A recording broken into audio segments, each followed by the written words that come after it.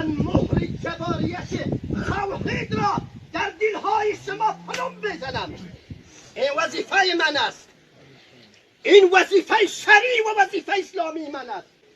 بخواهید یا نخواهید، موافق باشید یا مخالف، دوست باشید یا دشمن، اون مرا نجات میدهد، اون مرا حفاظت میکند.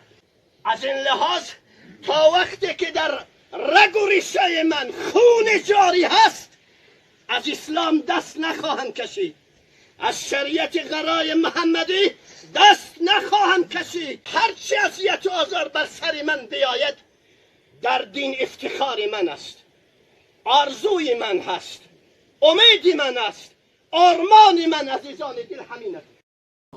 اللهم لا تجعلنا منهم.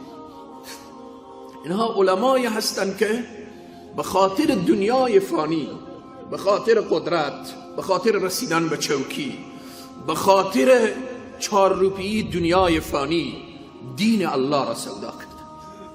استاد شدن آیات قرآن را به نفع حکام ظالم تفسیر کردن، استاد شدن رژیم‌های طاغوتی را تایید کردن، استاد شدن رفتن به خاطر قدرت و چوکی آیات قرآن را بر رأی خود تفسیر کردن.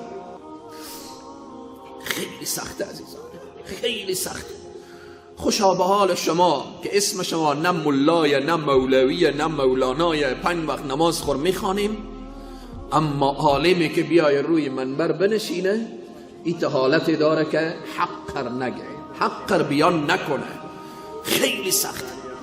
سوال کردن اینها چی کسانی هستند؟ گفتن اینها خطبای امت شما هستند، خطیبا، علما، اما علمای درباری، علمای سو، علمای بدبخت و شقی.